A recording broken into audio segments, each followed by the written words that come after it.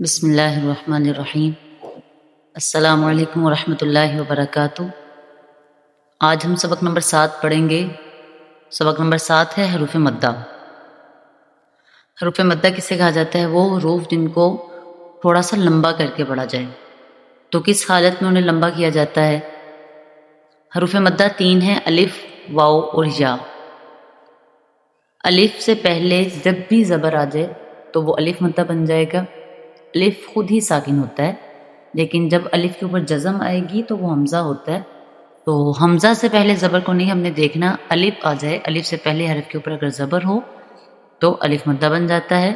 واو ساکن ہو، یعنی جو دال نما جزم ہوتی ہے، جب یہ واو کے اوپر آ جائے اور اس سے پہلے حرف کے اوپر پیش ہو تو واو مدہ بن جاتا ہے۔ اسی طرح اگر یا ساکن ہو اور یا ساکن سے پہلے حرف کے نیچے اگر زیر آ جائے تو یا مدہ بن جاتا ہے۔ اور پھر مدہ کو ہم نے ایک الف کے برابر کھینچ کر پڑھنا ہوتا ہے۔ ایک الف بھی کہہ سکتے ہیں، 2 حرکات بھی کہہ سکتے ہیں، مطلب جتنی دیر ہمیں 2 حرکات کو ادا کرنے میں لگتی ہے، 2 حرکات کے لفظ کو ادا کرنے میں لگتی ہے، یا ایک الف کو ادا کرنے میں لگتی ہے، اتنا ہم نے لمبا کر کے پڑھنا ہوتا ہے۔ اگر ہم لمبا نہیں کریں گے تو حرف چھوٹا ہو جائے گا، تو اس لیے ہم نے حروف مدہ کا خاص خیال رکھنا ہے۔ ہم اس کو کیسے ادا کریں گے؟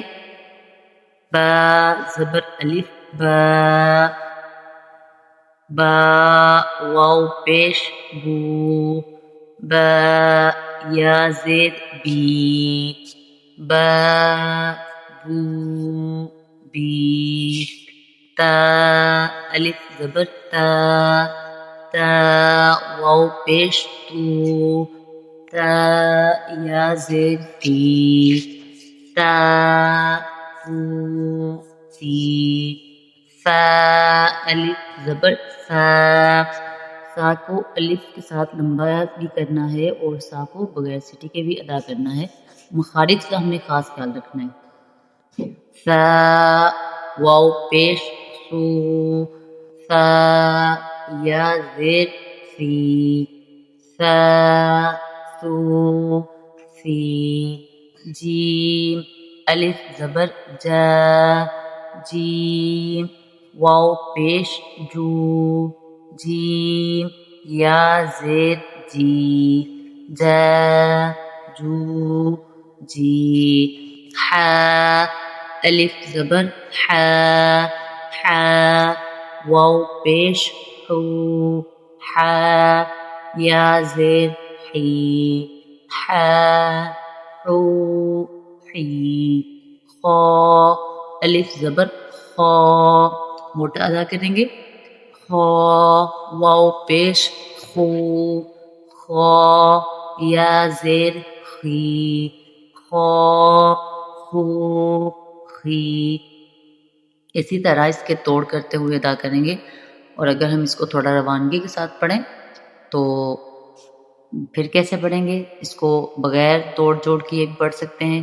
دا دو دی، ذا ذو ذی، را رو ری، زا سٹی کے ساتھ زو زی، سا سو سی، شا شو شی، صا صو صی۔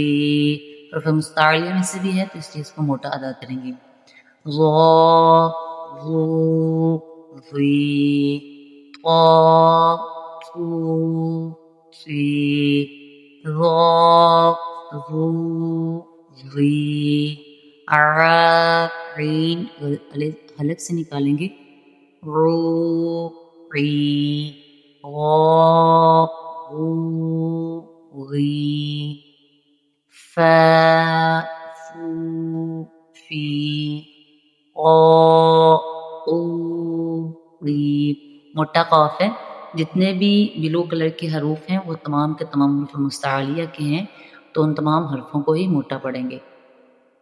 اگر کاف باریک والا ہے، کا کو کی، لا لو لی، ما مو می، نا نو نی وا وو وی ہا موٹے والا ہا جو حلق کے آخری حصے سے ادا ہوتا ہے تو اس کو تھوڑا موٹا ہی ادا کریں گے.